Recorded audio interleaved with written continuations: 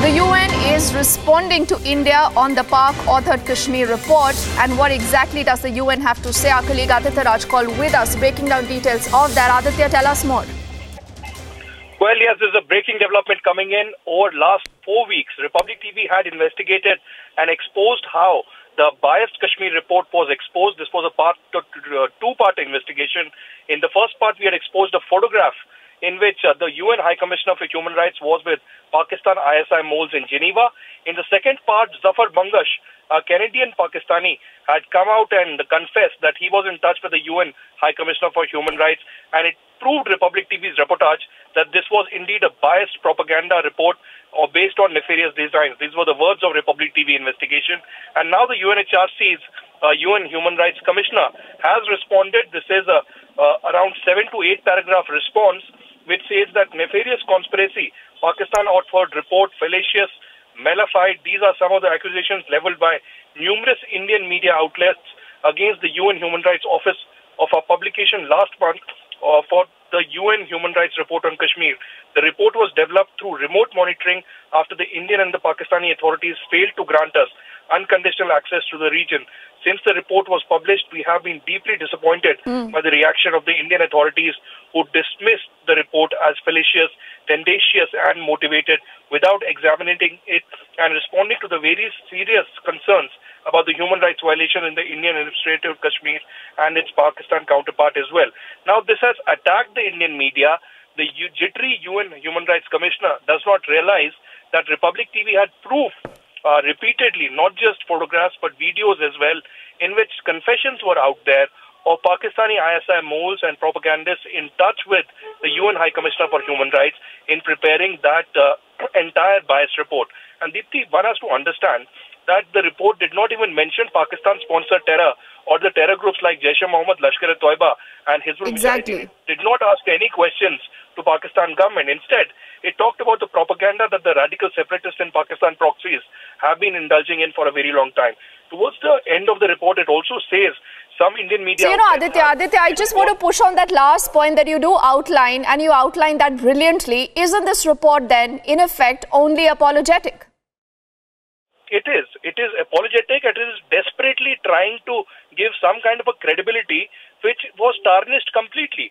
Once the Republic TV investigations found that this was not just a biased report, but for the first time it tarnishes the image of an institution like the United Nations, which is indulging in propaganda, and now a meek defense, a meek response of the Republic TV investigation. It also says in his response, some Indian media outlets have even gone as far as to claim that the photograph of the High Commissioner with the 3 individuals from Pakistan administrative Kashmir taken outside the Human Rights Council room in Geneva is, I quote, clear proof of ISI's involvement. The unsupported conclusion that the photo indicates complicity is tendacious and, along with other side-wide claims, appears designated... And Aditya, I don't understand why should the UN be even making a case for Pakistan? But do hold on to that thought. I think we also have Akshata with us live from our Mumbai newsroom, and she has been able to access a copy of that entire report that Aditya has also been outlining here. Akshata, isn't the last bit really interesting? Because look at what it says. It says we are disturbed by the sustained attempt to distract and divert the focus away from the human rights violations. Has this report even talked about the human rights violations in Pakistan? What happens with the Baloch people and everyone else? No clarification absolutely on that front, Deepthi, but let's get you some of the highlights from this report. This is, and I want to highlight this first up, in the beginning of the report they state that this is from the spokesperson for the UN High Commissioner for Human Rights. Quickly scroll down to you for the bit where they mentioned Kashmir, and this is what they've said. I'm going to directly read from this. They've said nefarious conspiracy, Pakistan author report, fallacious, malified. These are some of the accusations leveled by numerous Indian media outlets. They say after this, and this is also a very, very crucial part, they've said that in recent days, a surprising number of Indian media organizations have seized unquestioningly upon a claim by someone reported to be a Canada-based imam of Pakistani descent named Zafar Bangash. This is, of course, based on Republic TV's report alone, that they've said that the High Commissioner was in constant contact with him, with the inference being that Mr. Bangash influenced the content of the report.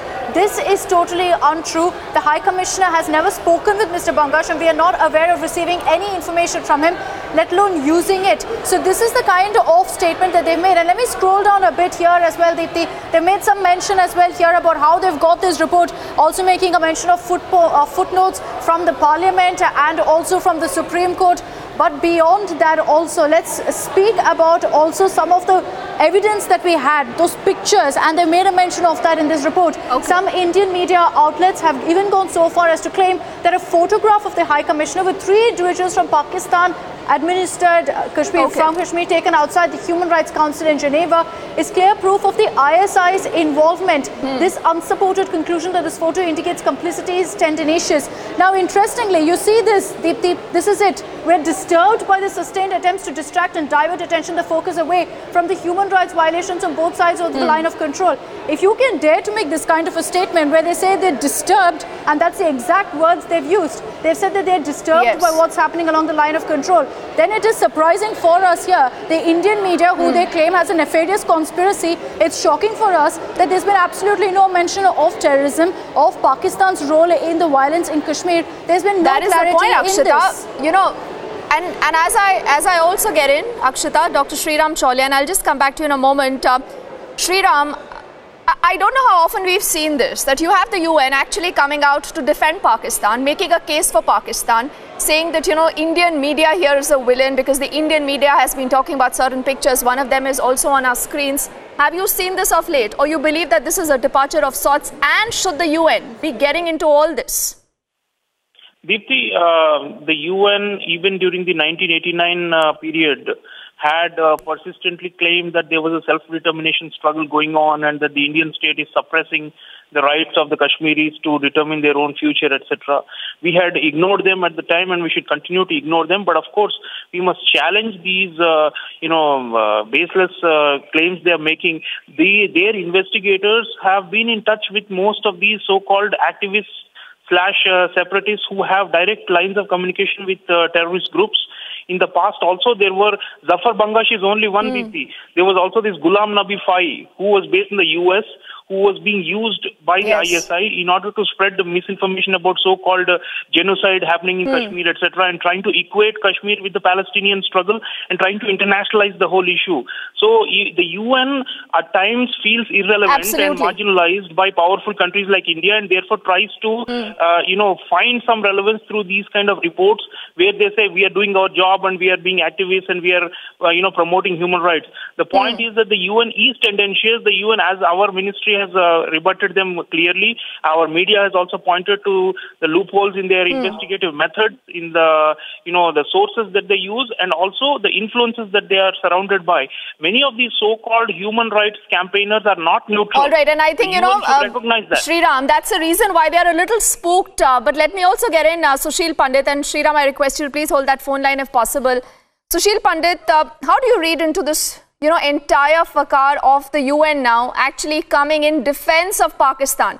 They cite the Republic reports. They say that we are very hurt, we are very disturbed with what the Indian media is talking about as far as the report goes. I think this is the age-old dictum of taking offense as the best defense policy. You are now, instead of explaining, instead of giving a reasonable response to why you are seen in proximity with such people, you are now blaming the victim of your report. You are blaming them for raising a hue and cry and offering evidence instead of meekly accepting whatever is dished out. They have been actually caught with their pants down. They cannot explain their proximity with Hurriyat, with Pakistani intelligence operatives. They have no explanation for that. They have no... Yes.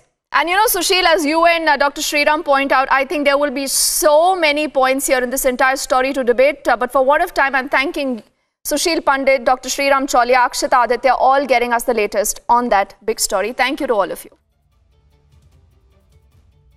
And on the other side, we are talking of Rahul Gandhi. No, he has not broken his silence yet when it comes to the Hindu Park comment and whether that question going in from the Prime Minister, that is your party, a Muslim party. Instead, what he's done is put out a tweet But the BJP now is using that tweet to hit back at Rahul Gandhi. How exactly? We tell you on the other side.